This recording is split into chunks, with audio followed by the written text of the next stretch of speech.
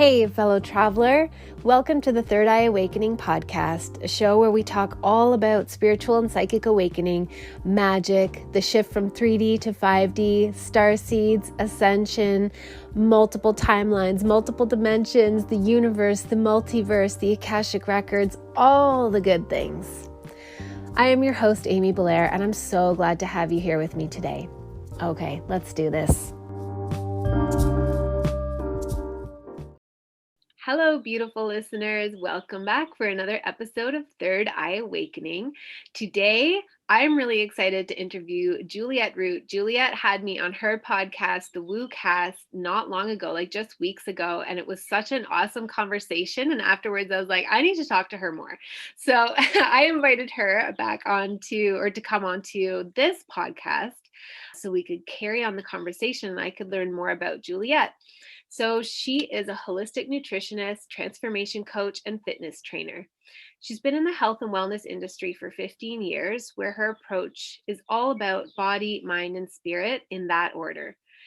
She supports her clients in going from just surviving to thriving using a multi-modality approach, which includes movement, nutrition, mindset coaching, and energy healing.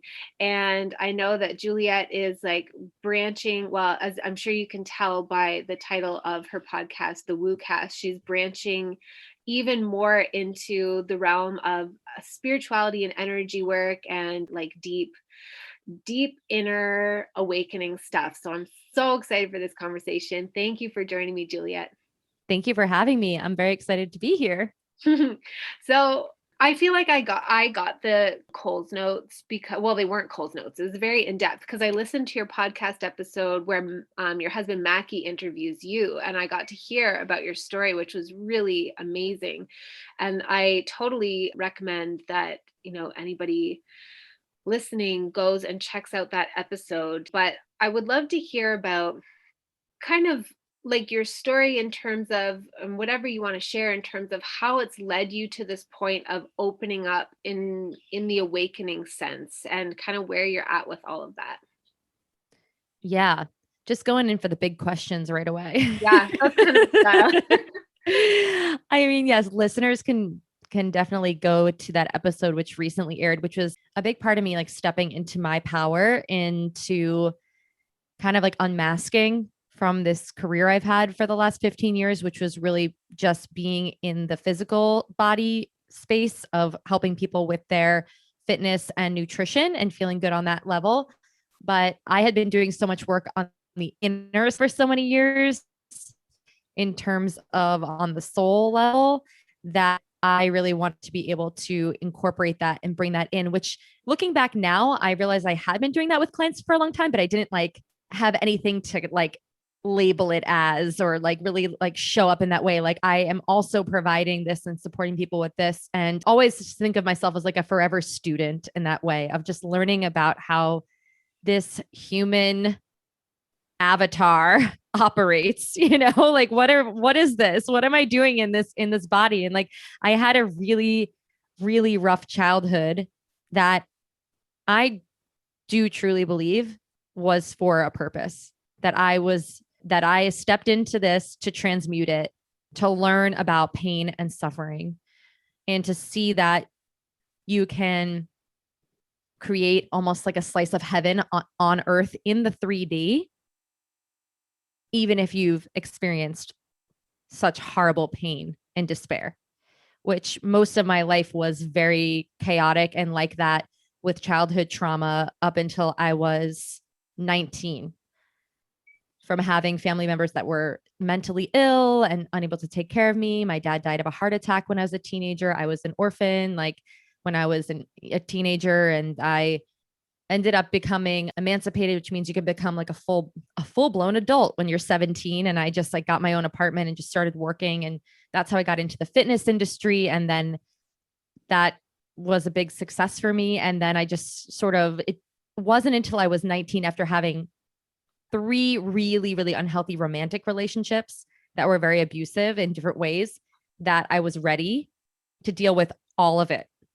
I had never dealt with any of it. I had just been in survival mode, which I think there was no other way. I couldn't have dealt with any of what had happened to me when I was young unless I made that decision and created space for myself. And I just remember after my last really abusive relationship, I'd never been in physical pain from having trauma before. I'd always just been in mental anguish and torment, and was very, very hard on myself and had just so many limiting thoughts and beliefs, and was just, I was struggling with an eating disorder for many, many years, but low level, like nothing that was ever going to, be recognized as you need to seek help and, be in an inpatient center or anything, but enough where I was really tortured like all the time. My brain was probably the thing that was, hardest to manage. But at this point, when I was 19, when I sort of decided to like step into this next phase of my life, I was having like physical pain in where like stomach pains, like I didn't want to get out of bed. And I just felt like almost like a truck was on top of me. And it was like, okay, it just sort of piled up and there was no more room. It was just spilling out. And I made the decision to leave that person. And that was just this like pivotal moment of like choosing.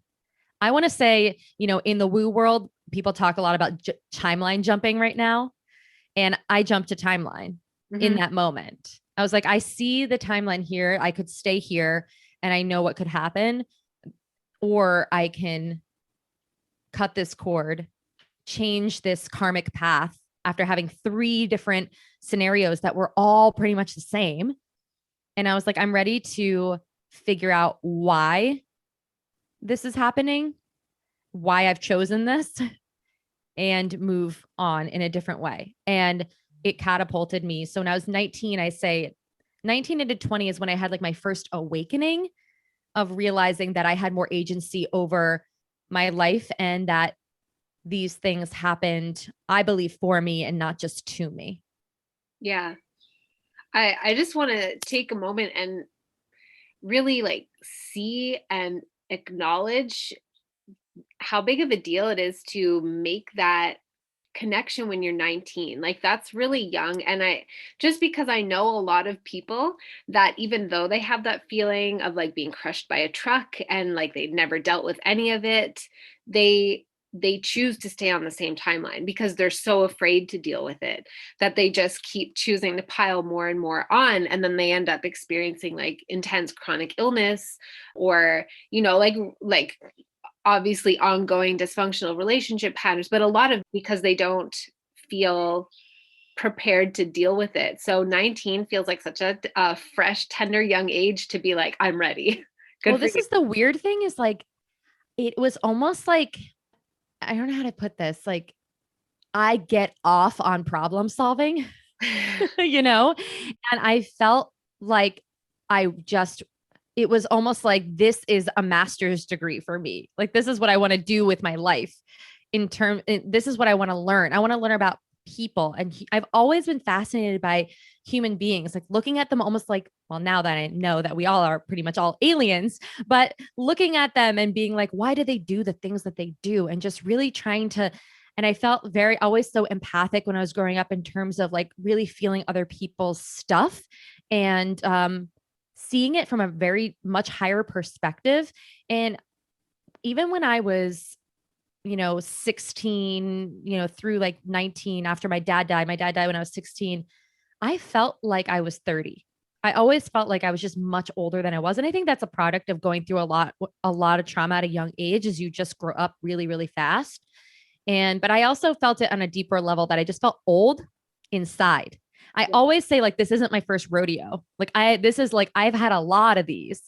And so I don't know. I just chose at 19 to be like, fuck this. Can I curse on this podcast? Yeah. Oh yeah. And by the way, I saw you were like talking about cursing more. And I was like, get it, Amy, let's go. I have such a potty mouth, but I was just like, fuck this. Like, I don't want this anymore. I don't want to continue to meet men who objectify me and who hurt me. But part of it was I had to look deep inside to be like, why am I attracting those people. And it started with me just like scouring the self-help section at like the bookstore. And I was reading all these books on like, narcissists and why do you attract those people, and just kind of learning on a deeper level about my own inefficiencies in a way, or like what I, how I didn't love myself. Yeah. And so that was like the start of it. But I always just felt very called that there's like much deeper meaning to all of it, And from like a soul perspective, I know now very confidently, and also makes sense from so many like astrological readings I've had over the years, or even working with, mediums, or just everyone has picked up on the same energy. And I have felt this. So it's just more confirmation that I chose to come here, and I chose to have a very, very hard childhood. You can see it in my chart that I'm supposed to have a really, really challenging go of it in the beginning, but then I'm going to kind of transmute it, use it. I feel it. I know it. I can help other people with it. And I've been helping people with dealing with their emotions and feelings since I was that age, when I started being a personal trainer and dealing with people's bodies, and the body just houses all of this stuff. Totally. And like somebody who hires a personal trainer, if I suppose you could compartmentalize it, and I suppose probably a lot of personal trainers do, but like really, if you're dealing with the whole person, there's a point where you have to acknowledge that like whatever motivation a person has to hire a personal trainer and like work towards the body that they desire for themselves, there's deeper stuff that is in the way of them not already having that experience with their body. There just always is. Like, it's not about reps or the amount of cardio. It's that, but it's like the energy behind it and what people hold in their belief systems about themselves and the pain that we carry and don't acknowledge. So I'm sure that you were very, with your problem solving sort of like brain, you were very good at seeing that kind of stuff. Like, I'm sure you made astute assessments about people. Yeah. And that led me to want to learn about nutrition, because it wasn't just about working out for people. It was, well, a lot of people wanted to see a physical result in their body, but working out is not really the thing that's going to get your body to change. A lot of time it's what you're putting in your body, and in terms of like actually making it look differently, which I have mixed feelings on in terms of just like what is a good body. It's a very subjective, but people would come to me for that a lot, thinking that's what they wanted. Doesn't mean that's what they needed, but it's what they wanted. And so I went back to school. And also, mind you, I was still struggling really, really bad with an eating disorder and body dysmorphia, even up until I was about 25. So part of me going back to school for nutrition was because I just wanted to figure it out for myself. And I had still put so much like worth and weight on, literally just like, emotional weight on that. If I look differently, then I'll feel differently, and that my life would be better, even though I know that that's so much of it was societal conditioning and just being afraid of my femininity, like my feminine, and being in my masculine, and just being like kind of like shelled up. And I'm still working on that. I'm working on it more than I ever have before, now that I'll be 33. But I went back to school for nutrition, and then it kind of morphed into this other thing when I started seeing clients for that, in that food issues are really, and I knew this for myself, they're basically a side effect of like spiritual, mental, emotional issues. So it just opened up this Pandora's box of working with people in this much deeper way of seeing like, oh, how you relate to how you're actually nourishing yourself is translating into every area of your life. It's basically just a metaphor for how you relate to yourself and the lens that how you view the world. Scarcity versus abundant mindset, like all of these things. And from there, I was like, okay, well, now I need to do the other side of it. So it's been this like process of like, start with the body, physical, then the nutrition, and then the mindset, and then, the subconscious mind, and now the energy work and the spiritual side, which has been that last layer for me that I've experienced, which is where I really saw a shift. So in my own healing. let's talk about that. What's the process been so far, and sort of what it sounds like you got led to it just kind of organically as you peeled back all these layers, working with yourself as well as working with other people, and sort of getting to a point where you're like, oh, the spiritual part, the energy work is the deeper layer underneath all of this. And sort of what did that journey look like of kind of stumbling across that, and how has it unfolded so far? Yeah, I would say that it started with acupuncture, which is total energy work. If you think about the meridians in your body and moving like chi, right? Moving literal energy through your body and seeing how that could heal someone. And I had, just as an example, I couldn't get my period for a good 2-3 years. And when I did that energy work, I got it again. And it was like stuck energy. But Yeah. also at that time that I lost my period, I had my brother he was awaiting a prison sentence and he ended up in prison. So pretty much the whole time he was in prison, and we're twins, mind you. So there's this connection. The Wow. whole time he was in prison, I was in a prison in a sense physically, Yeah. and took on some of this energy. And that is not something that like eating kale and exercising is going to address.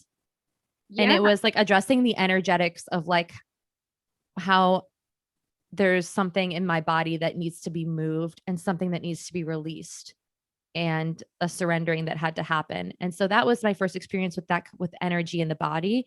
And then from there, just working with different healers, psychics, trying to connect to my own intuition and being fascinated by all of it for so many years. Even the occult I've been fascinated with. My dad had lots of books on it when I was little. And, again, if you want to hear my story about being abducted by an alien when I'm 12 years old, or aliens, my husband laughs at me because I say abducted by an alien. He's like, there were multiple aliens. I'm like, you're right, there were. I don't know why I say one, like the alien, right? But I have had a lot of like interesting things happen in my life that are kind of magic and weird. But so with that being said, that just kind of has led me to know how important energy is, and healing from your own mind and time and space is like just has always fascinated with me. Like people who can heal themselves through using their own mind. Yeah. I mean, for me, it's been about healing. Like I feel like I'm, and you're doing the same thing with going into the Akashic records and seeing what people need to do to complete things for themselves, or to, move into a new like empowerment versus like a disempowered state. And so that's where I've seen such shifts like in myself too. Like working with the subconscious mind has been like incredible for me in terms of like receiving it. And now I'm about to be in a 1-year mentorship to be able to do what you would call journey work with people, which basically is what shamans do, which is taking you into the subconscious, which you could also call, it could be like the Akashic records, because from that place is where I've been able to access past lives for myself. I've been able to access my like wisdom about what I need to do, but none of that can be accessed from your conscious brain. Your conscious mind is like, it's like nothing. Yeah, it's this tiny little percentage of like perception of who we are. It's basically just this like fluid, ever-changing story about who we think we are and what we think the world is. And so tiny compared to the vastness of our subconscious and then like our superconscious. There's so much more information there. And if you're trying to do everything from the conscious mind level, like you're gonna experience really mediocre results. That's just how it I is. love that. I'm going to start using that with my clients. Like, hey, just so you know, my mediocre results. Do you want mediocre results? I didn't think so.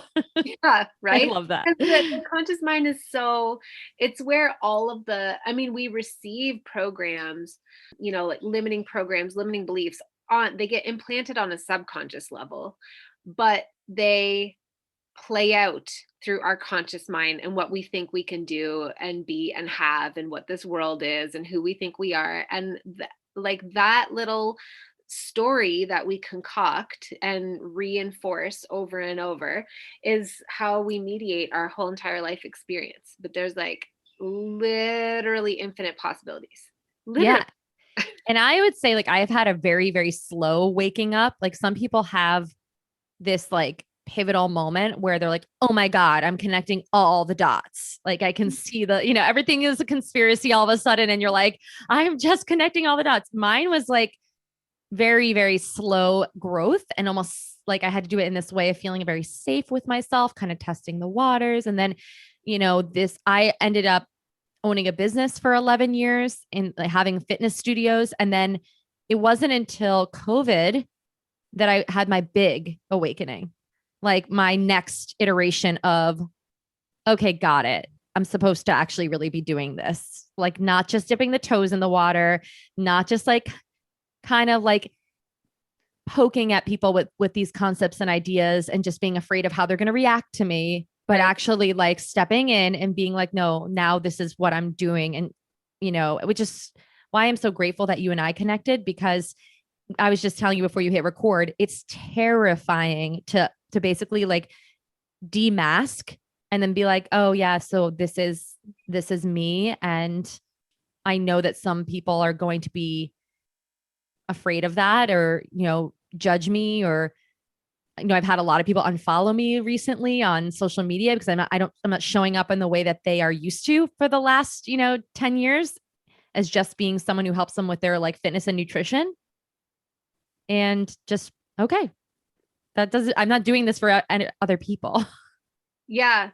It is terrifying. It's like, I'm not terrified anymore, but oh my gosh, when I worked with a coach for 6 months while I was finishing up my contract as a midwife, knowing that I wanted to do this because I knew that if I was left to my own devices, I wouldn't do it.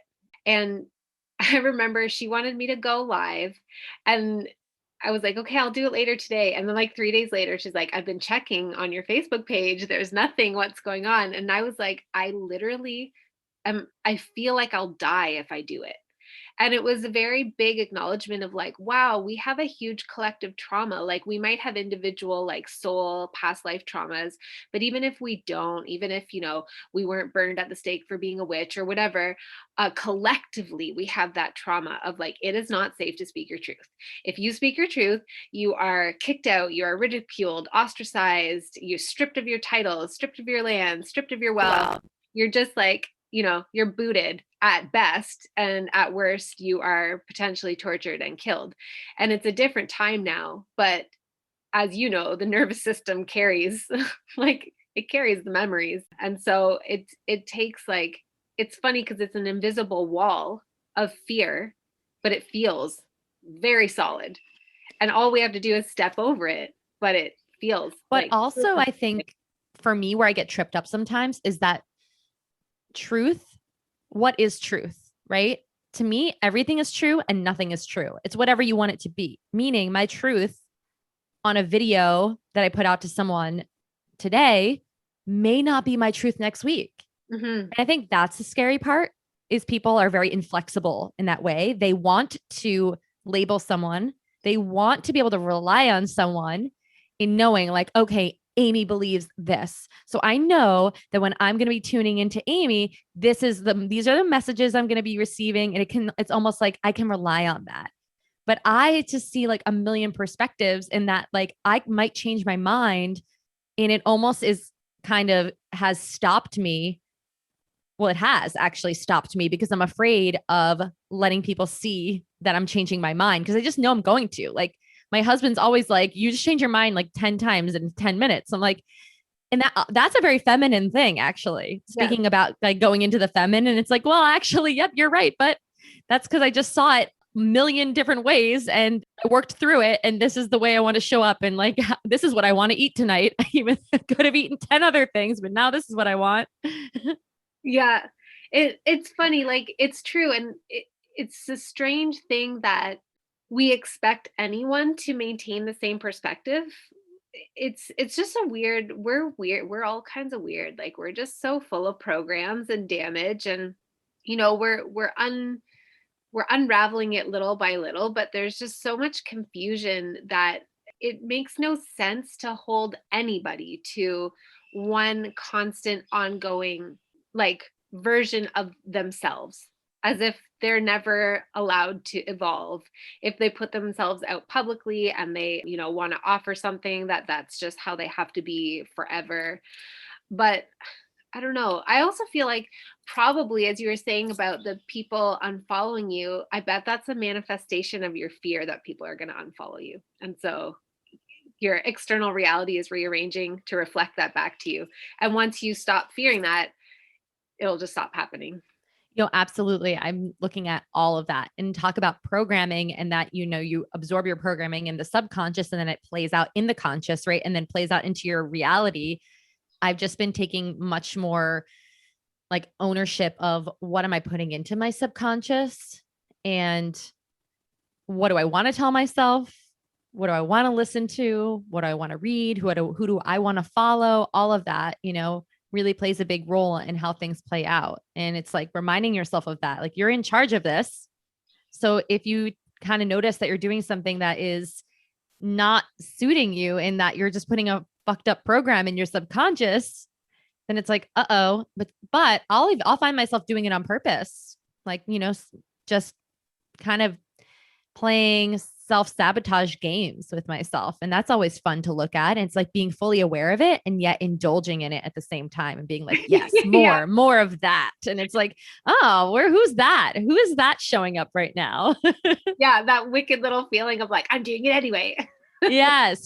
I definitely have that aspect in myself. It's definitely like a little defiant child that lives within me. That's like, he. And then I have to be like the parent to myself and be like, oh, that's really cute. Are you having a hard time? Like Yeah. what suffering are you experiencing right now that you need to be supported on? I mean, this is literally how I speak to myself and teach my clients to talk to themselves too. It's like, we are dealing with the inner child. We are Yeah. dealing with our own, we're parenting ourselves. We're Yeah. dealing with our higher self. There's all these aspects. It's like, when you're having a conversation in your own head, like, who are you talking to? Yeah, well, especially if you had a really traumatic childhood insofar as the parents or the caretakers were not able to show up in that role, then really you literally are reparenting yourself. You literally are meeting the parts of yourself that continue to exist and vibrate within you from childhood that did not get their needs met, didn't feel safe and supported or whatever, that are revealing themselves now in whatever form they come. And that's really like, that's what they need is parenting. But it's such a funny dynamic, right? To like parent yourself. It's such a weird feeling to be like, well, it's just me and me. I mean, it all comes down to love, right? Yeah, I mean, for me, it all comes down to just needing love and needing to feel love and full unconditional acceptance. yeah. And something that has been like showing up lately, which I always find this, I look at it with the lens of like being curious, just being, and really trying not to judge it, even though some emotions are so scary sometimes when you indulge in them, Yeah. and that shadow part of ourselves. And one of them for me is this like deep seated frustration and like shame, and almost like, I'm just going to use the word hatred for myself. Hmm. And it shows up in this like way of just wanting to explode, but never, the anger is never towards others. I've always been able to turn it around on myself, but really I was angry at others as a child, but Mhm. I just turned it inward. And that's where like the eating disorder, all of that, that's kind of how it manifests, is that you think that you're wrong just by being Yeah. on this planet. Something is wrong with you. And it's really, the thing that is calling is, it just needs love. And so I have this visual, like I just need to, lately lie on the floor. If that happens, I curl up into a fetal position and like hold myself. Yep. Yep. Well, because I'm thinking as you describe that, I'm connecting with like my time as a midwife and as a nanny and like a parent and all the babies and how I just love the babies and the little ones. And I think like, yeah, that's the fundamental primal wound that we all carry to some degree or another, is that this idea that there's something inherently wrong with you just for being here, which is the most like, I can't even put into words how fucked up that feels to me, that any beautiful little being would be made to feel that way, and that we all are made to feel that way. And that really, it is that comfort and reassurance of like holding that little part, that little version of yourself, and giving it love, like, no, you're not wrong for being here, there's nothing wrong with you, there never was. It's, this world is just full of like very damaged humans with Stockholm syndrome that keep like re-injuring their offspring and each other. Yeah. And the thing is, you become accustomed to that kind Mm, of energy. And then you actually, it becomes so familiar for people that even though that energy is so harmful and hurtful, it doesn't matter because it's the familiar. It's what you know. So totally. familiar equals safety in this really fucked up way, even though it's really the opposite of what you need, which is love and Yeah. compassion and support. But you can see why people, they create dramas, they look for things to be wrong, they like pick fights. It's such an interesting thing to watch. And I'll, when I see that a lot with people, I just try to hold space for them and seeing them as like a wounded child, Yes. just a hurt, just a hurt person. You know, the whole thing, hurt people hurt people. Yeah. That's really what it is. Yeah, absolutely. And totally, like when it feels safe because it's predictable, because at least Exactly. you know what's coming next, Why right? do we want so much predictability? Like, this is something I've been asking Fucking myself. fine. You can't, I know, the conscious, it's just so, I'm stepping into this place, and I know you did too, with like when you left and started doing readings. That's so unpredictable. Yeah, I had like a full month long panic attack that manifested as giant hives all over my face. Like my eyes were like swollen shut. So then I would wake up in the morning and could barely open my eyes. And so then I couldn't go live, which I felt like I had to do so that people would see me, so people would, whatever. And luckily, basically, COVID snapped me out of that shit, basically, because I was panicking, and I'm not even going to pretend that I wasn't, because I full on was. And and then COVID happened, and I could feel energetically what was the bigger stuff behind it. And I was just like, oh, I can't indulge this bullshit anymore. Like, I have to show up and talk to the people that I'm here to talk to, because this is why I came. Like, the event is here now. So it kind of helped to like, prioritize my energy. But yeah, it's so scary. I just want to really emphasize that to everybody who's listening. I think I've said this on like maybe one other episode, but if you are thinking of leaving and doing something that involves you stepping into your authenticity and like service in some way that feels unpredictable, and also like requires you to step into your power, it's very confronting. Don't feel bad if you have a gigantic panic attack and think a million times about backing out. But I promise you, if you just stick with it and just get through that outer edge of your own, concept of what's possible for you, it'll all just unfold. I think that I've trained myself over the years to do really hard things, Mm, in even as an athlete. That's part of why I love fitness and being an athlete, is because, some of it's very sadistic, and is it sadistic? No, masochistic, where you're on yourself. Some of yeah. it's very, I guess you could call me sadistic with my clients, but some of it's very masochistic in that you are pushing yourself to this limit where Mm, your mind is telling you, please stop. Like, we've had enough, but your body actually can handle a lot. And then it's just pushing past that. And every time you're like, wow. And it creates a feeling of like resiliency. So that's why I think that the body is one of those things that can really help people. And some people really do need to get into their body yeah. and kind of ground and like be connected to this physical vessel that can help them sort of like navigate more. And with that, even today, I almost canceled this podcast. I was telling my husband, I'm like, I don't even know. Like, I just don't feel like I have a place to go on Amy's show. Like, I am an observer of the woo. We interview other people, but I'm not really the being on the other end of it, being interviewed is still like takes me out of my comfort zone. And then I was like, but no, because part of this is you have to stick it through it. You have to keep going, even when things are really uncomfortable. You just have to keep showing up, and it will get better. And then it was like, all right, just push yourself, just do it. I'm so glad that you did it. But that just right there alone, Yeah. like for people listening, like it is really, I left a business after 11 years. I quit, which is insane. Like people are like, what, like you left? And my business partner now, he runs it. And I walked away with pretty much nothing. Like it, wasn't like lucrative. And I left at the worst time. Like before COVID, we were at the best time. We're making the most money and expanding. And then I left when there was no money. And so I walked away without like getting dividends in the way that I thought 11 years would be like, I earned this, but there was nothing. What I learned is wisdom, and I learned all about owning a business, and I learned a lot about myself and have a lot of reflection. So, I was able to detach from the money, which actually was another piece of all of this.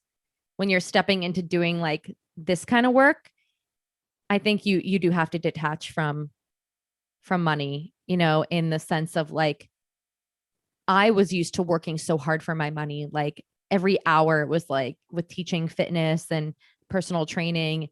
I had this story that must work hard and must work long hours and must overdo it if you're going to, in order to like have a good lifestyle. And that's just programming. That's such bullshit. Like, I'm like, no, I don't want to work that much. And we're going to make what we need to have a good life. And it's like redefining all of that as I've been stepping away from that. Yeah, it's so interesting. I just ran a little 2-part training. Well, it wasn't little. It was like an hour and 45 minutes twice over, called The Light Codes of Money, because it took a long time for me to unprogram my brain around money enough to start receiving it in a whole new way, having a whole new relationship with it. And I learned some stuff through the Akashic records about it. But basically, yes, that's all programming. It's all programming that we have to work really hard for our paycheck or our amount of money. And that not only that, but that slowing down equals less money. That's kind of one of the things I'm like anchoring into myself right now, where I'm like, no, I get to not do 12 readings a week and feel, completely flat on my ass by the end of it. I get to do fewer readings, more potent readings, and still receive the money that, because money is also love, basically, like everything. It's like It's our energy. body, nutrition, our relationships, everything all comes down to the love that we allow ourselves to feel and receive, because that's the actual currency of everything. That's the fundamental energy that creates everything, that is everything.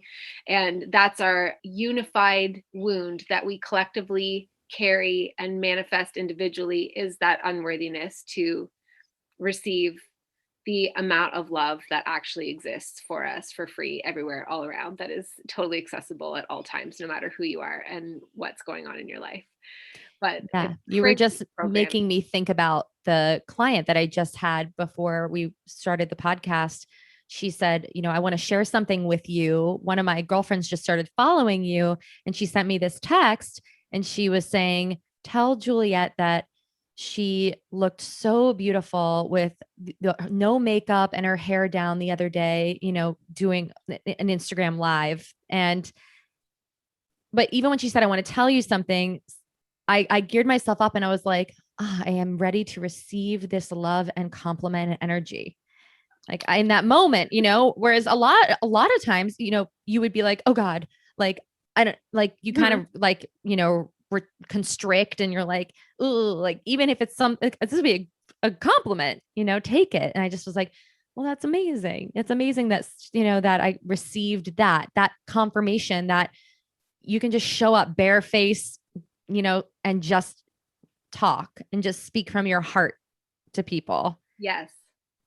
Yeah. That's so beautiful. And I feel like whenever we do that, also we give other people such powerful permission that that is all they have to do as well. And I just feel like the impacts we're having on each other collectively are so immeasurable.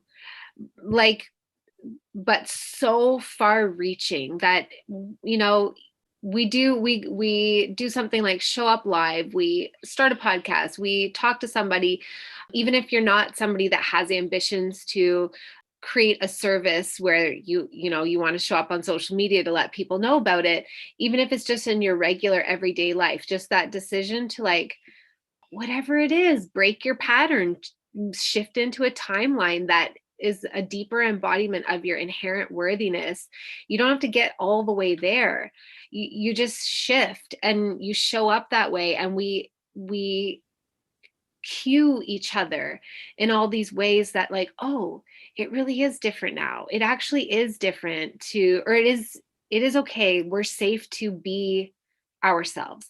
We are like even the way that you received the compliment probably impacted your client that you were talking with, who was the deliverer, the middleman of the compliment, right? Like just to see you receive it with ease and openness probably coded her to be like, oh, I can receive. I don't have to play this like game of, you know, like humbleness or like, oh, thanks, you look great too, or whatever kind of things we're used to doing. I feel like all these little things add up so much and just make a huge difference that we kind of can't usually see. So that makes us get in our heads about it.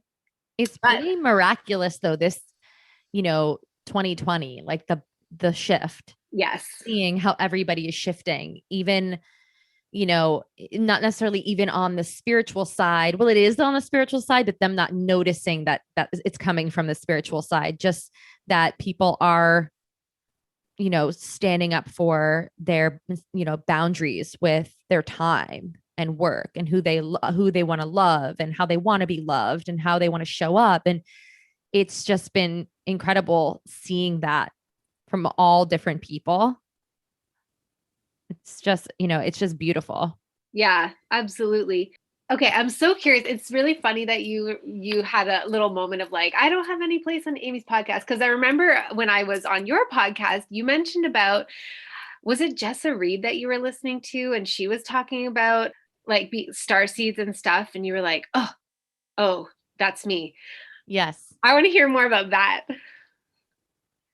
Yeah. So over quarantine, my husband introduced me to Jessa Reed, and she is a comedian, has an amazing podcast called Awakening OD, Awakening Orientation Department. And I'm also on her Patreon, which I highly recommend. I like being on her Patreon community. She does a lot more on there, I feel like, than she actually does on her podcast. Mm-hmm. But he played me this YouTube that she made called Alien School. And she described her own awakening, which was she had a near-death experience and she connected to this big blue ball of light. And they basically gave her they being the Galactic Federation is what she calls them, gave her this download, lots of downloads, just to kind of tell her like, this is who you are. This is why you're here. This is why we're all here. This is, you're a star seed. You've, had many lives. And something about listening to this, it was like,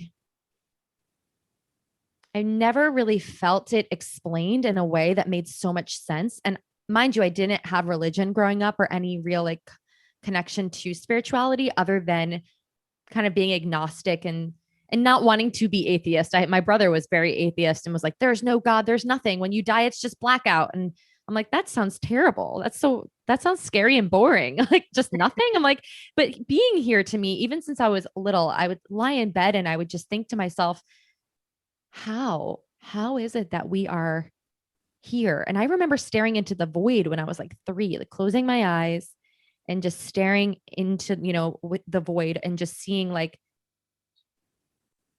all of space behind my eyes. Does that make sense? It's a hard thing to put into words. No, you did a beautiful job. And then thinking to myself, who am I and why am I here? Like I really think I was like about 3 or 4 years old when I was thinking this, and then thinking to myself, well, if we're here, and then how did that get created, and what came before that, and then what came before that, and then like it's just infinity and beyond. Like my little brain couldn't, my conscious brain could not understand at the time, but it would give me this feeling of a little bit of fear, actually, like ungrounding, because I think that, you know, when you're that young and you start thinking like that, I would remember like grasping onto my bed, like, okay, 3D, hello, like need Yeah. to like ground myself. I'm getting like I was having like panic, you know, like, okay, let's go back to like, you know, learning about dinosaurs and reading books now. You're not supposed to think existential thoughts at that age, you know? And so, you know, I don't know exactly. I can't say like this is what, you know, why we're here and this is why I'm here. And but I, you know, I have a pretty good idea, and from, or just a sense, it's a feeling rather than it is like, it's a feeling and a knowing that when I heard that, you know, there are star seeds, that there are, I don't even know. I mean, everything we've made up, like word wise, they're just words. So it's Yeah. hard to describe. Like, you know, we made up a term called starseed. We made up a word called an alien, right? So what Yeah. does it actually mean? And it's more like an embodiment, right?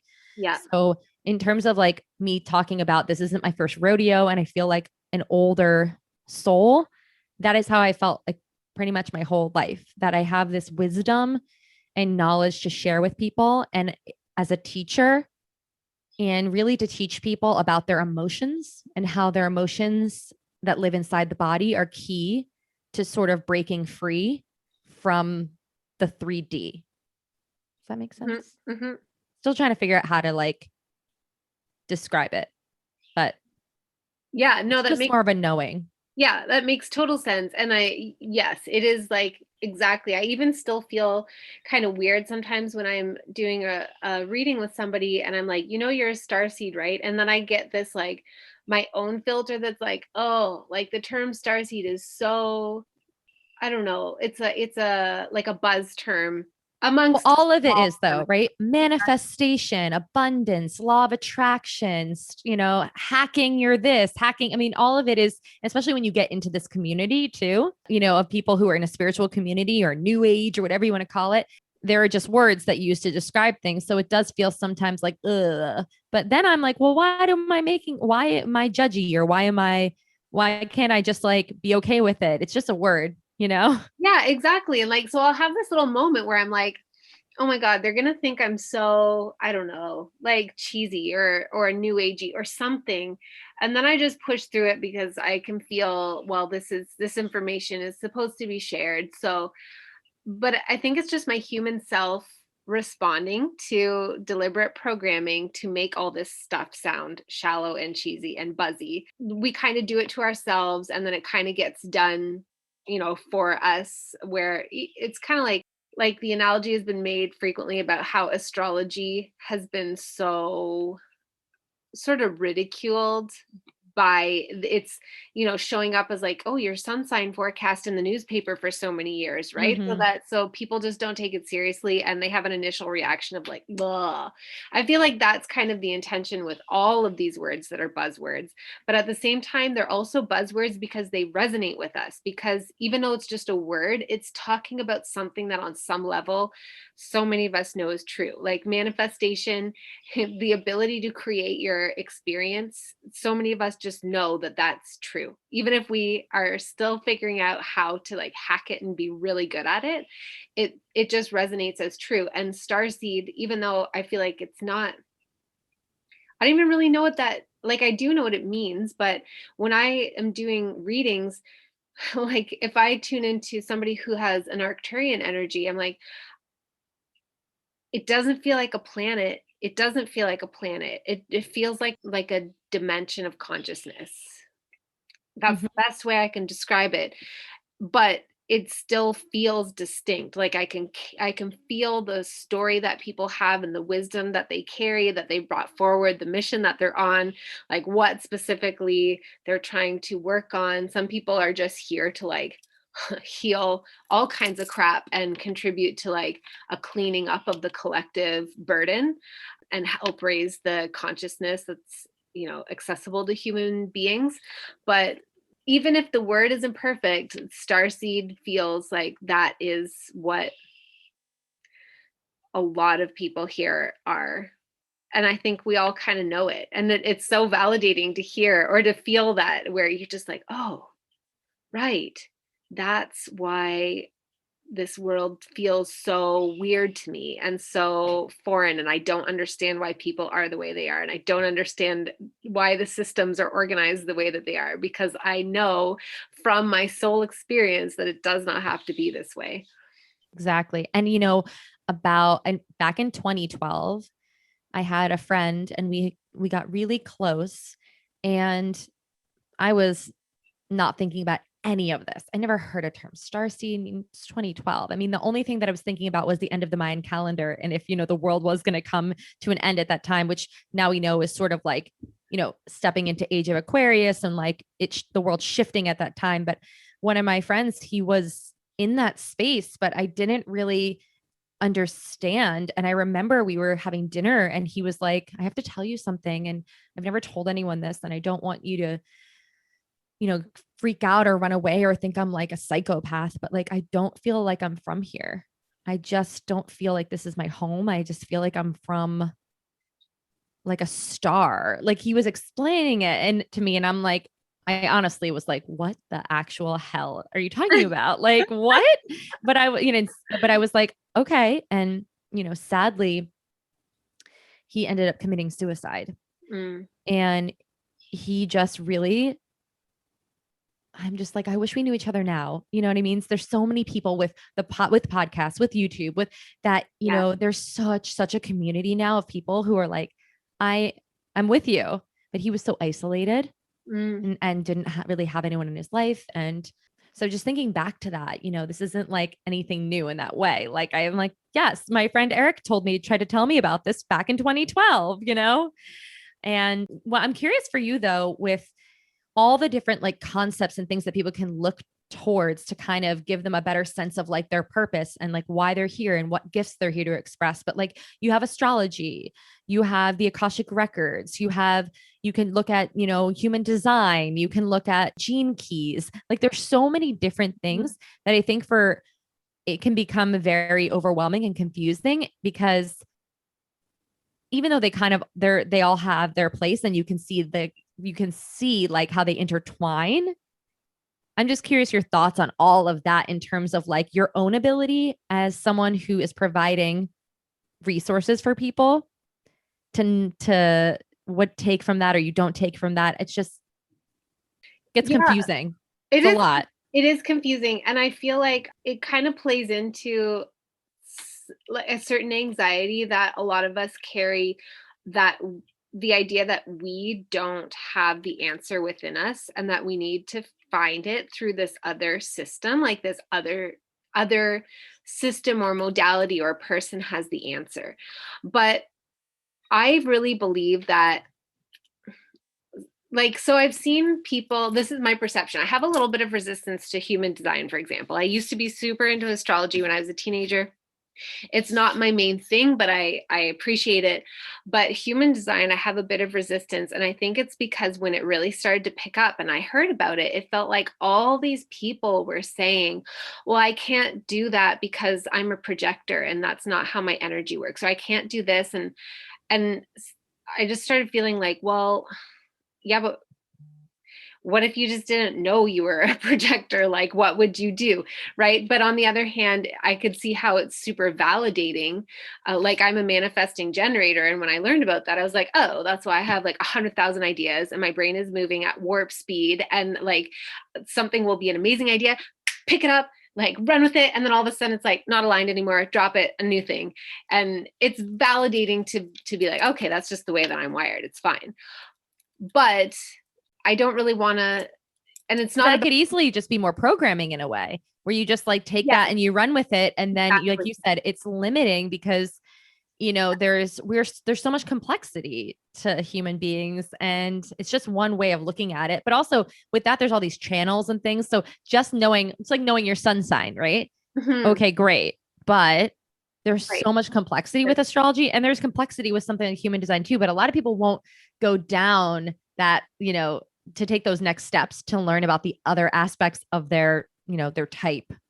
Yeah. And exactly. And I feel like if you're somebody, it's sort of the same thing as like diet hopping, right? We're prone to doing that. And I've just have an awareness of it. So I always feel like I want to bring people back to I believe we all know what our mission is. We just need it validated sometimes because we're up against so much programming to tell us how unspecial we are, how unimportant we are, insignificant, powerless, how hard it is to make money, how hard it is to make it. It's hard to have a business. It's hard to blah, blah, blah, right? Just all kinds of nonsense on a gajillion levels that even if we kind of know, there's a part of us that is afraid to believe it. Because if we believe it and we believe in ourselves and then we fail, it's almost like, oh my God, I didn't know anything. And like maybe all of that is true. So we keep ourselves like, we hold ourselves back from really going for it. And all of those systems lead us back to that validation of what we already know. And like pretty much any reading I've ever done, I can't think of a reading where I've handed somebody a piece of information, especially around their soul purpose, that was so mind blowing that it wasn't on their radar at all. Everybody says something to the effect of, I feel like I already knew that, or I feel like you answered questions that I didn't even know that I had, but I did have them, or like it's something like that. Like I think we all carry it. And so if human design resonates with you, then it helps you to figure that out. If astrology resonates, if gene codes resonate, whatever thing, these are all maps to help us validate what we already know about ourselves or the Akashic records. But the warning I feel internally is like, just beware that you're not outsourcing your own internal authority to somebody who does a reading, because ultimately they are just filtering all this information through their own psyche, their own context. And you have to take what resonates with you and leave everything else behind. And just, you have to be the captain of your own ship, basically.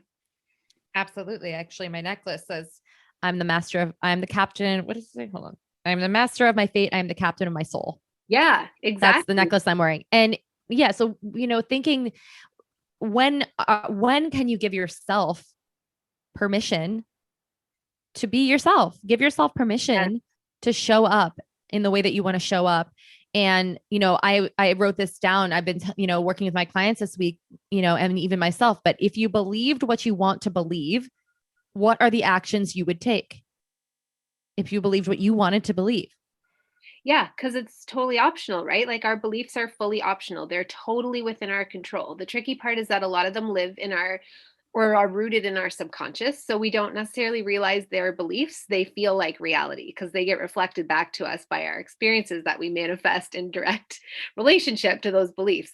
But ultimately, as soon as you figure out like how much agency you have over your beliefs, they're all completely like we get to choose and create whatever beliefs we want and adhere to whichever beliefs we want, and we get to change them whenever we want. There are no rules about any of that. And exactly, if you believe what you want to believe, what would you do?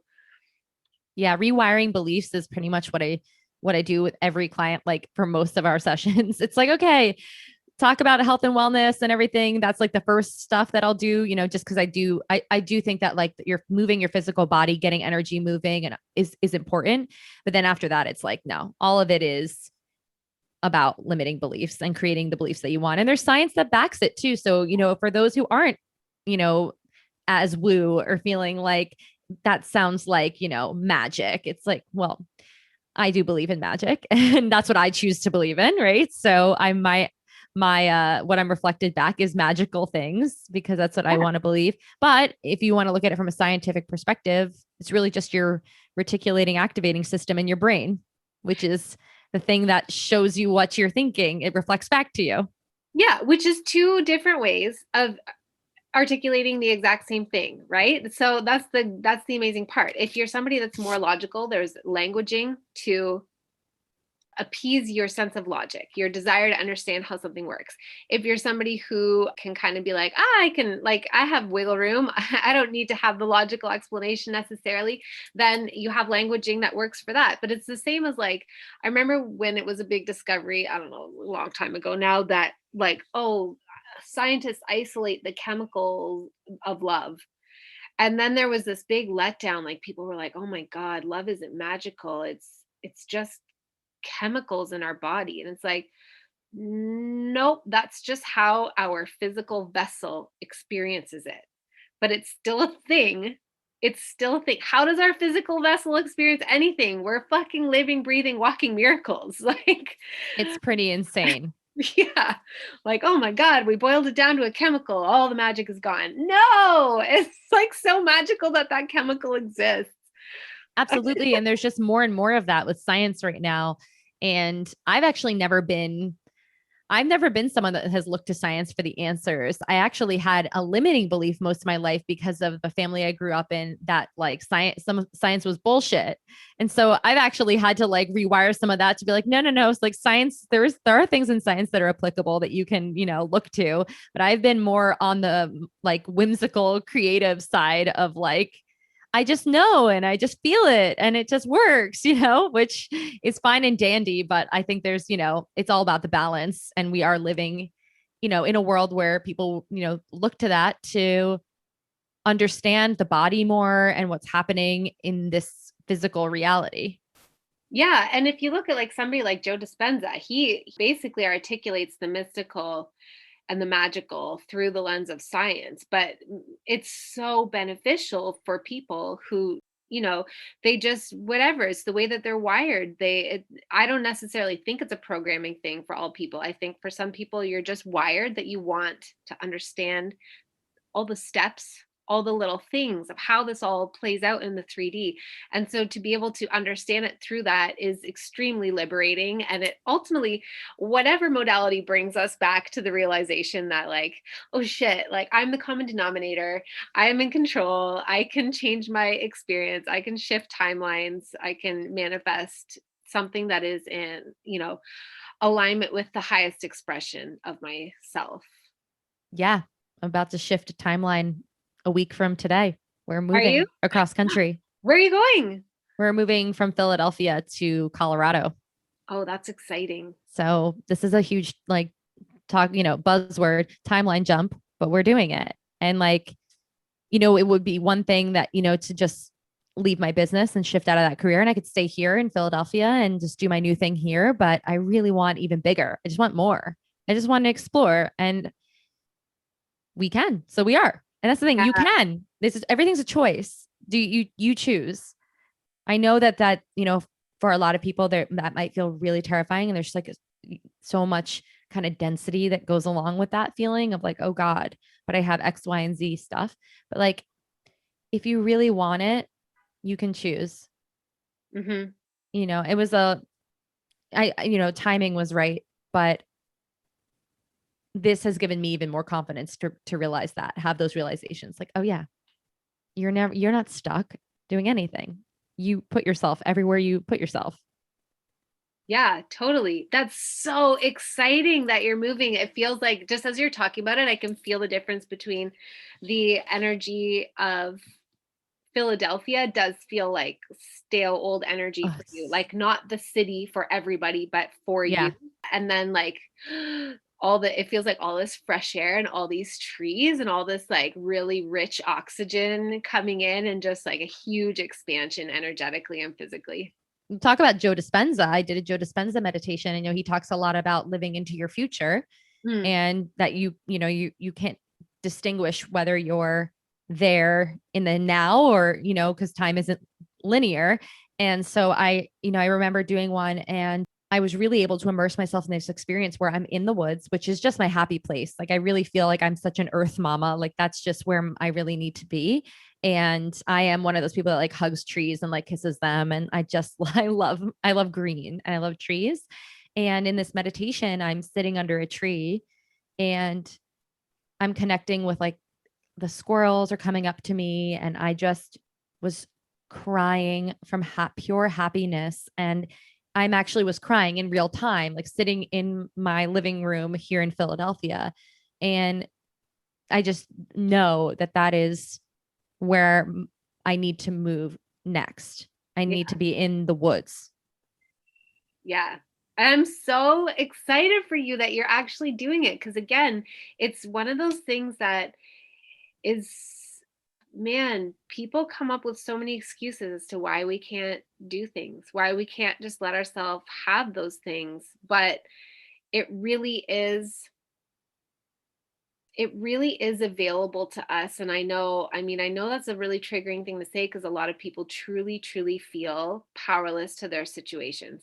I'm trying to find something that I saw the other day that I was telling my husband, because all of this, so this is an interesting thing to even think about when you're talking about like people who are sort of stopping themselves from doing things where their heart is pulling at them. But this is from the holistic psychologist who I love. And I just finished her book, How to Do the Work, which is a great book for anyone who is, wants to do the work on themselves without working with a coach, which, can be cost inhibiting but you can kind of work through all the subconscious and have realizations about what's keeping you stuck on your own. But something she wrote that I was like, even something like procrastination is protection. The ego mind creates stories to keep us in the familiar past.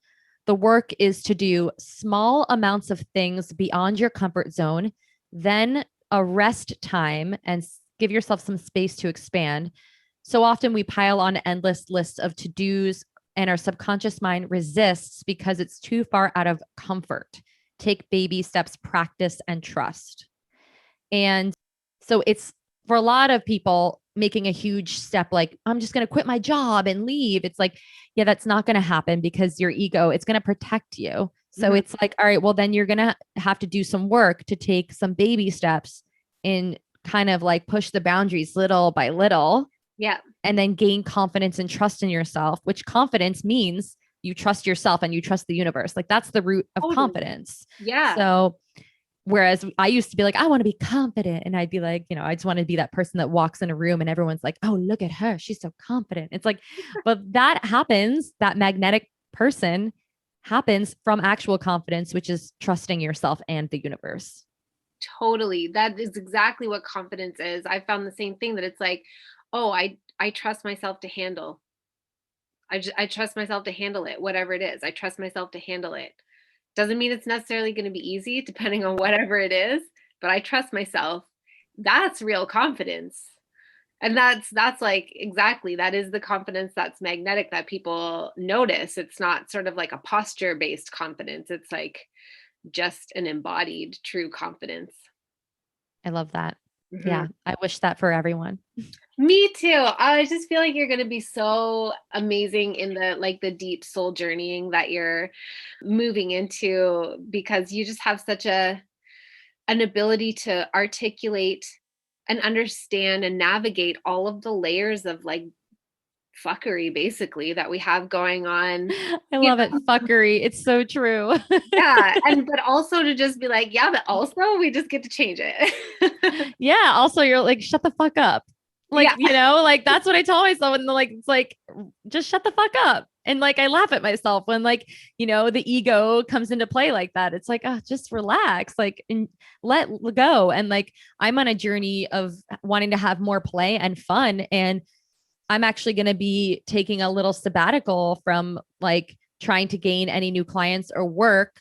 So for those listening, I'm taking it till June, if anybody, for any new clients and stuff, because I also am I'm pushing the boundaries with not putting myself out there and being like, oh, I have spots for clients. Like none of that. I'm pushing the boundaries till June. If not, the voice just said August. So it's like, okay, June's cute, but you're probably going to go to August. The voice is like, yeah, all right. It's like, yeah, just having fun and like going out there and like just being in the woods and running around like a little kid for a few months is what's on my agenda. That's amazing. That's amazing. So can you tell everybody where they can find you and follow you? The stuff will be in the show notes too, but I know people just sometimes like to hear it and then go right to their Instagram. Yeah, I'm all Instagram. I mean, I'm on Facebook, but Instagram is at Juliet_root, JULIETROOT. And yeah, that's where I have all the things. My website isn't done yet.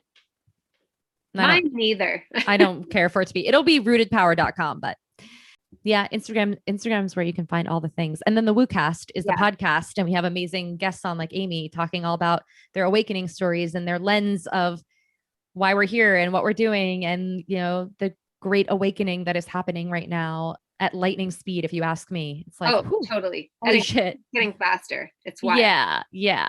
Yeah. To the point where, Jessa Reed, speaking of, just jokes that like, soon we'll be able to just say, oh, I want a hot dog, and then a hot dog will appear in your hand. And I just think that's the funniest thing, like in real time.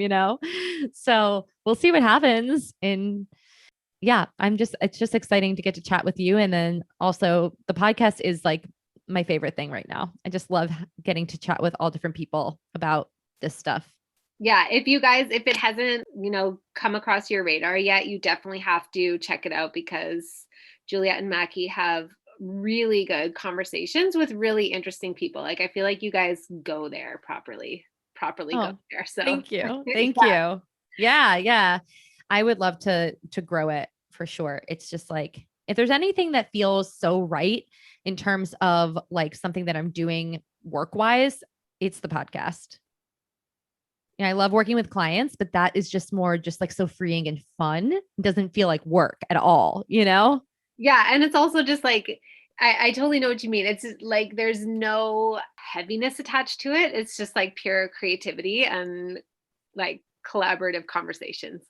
Exactly. Exactly. Yeah. We were talking about, we're going to set up our studio in Boulder, and we were talking about like setting up cameras and doing the whole nine, like having it be like video. So we'll see what happens with that. So WooCast might get an upgrade soon.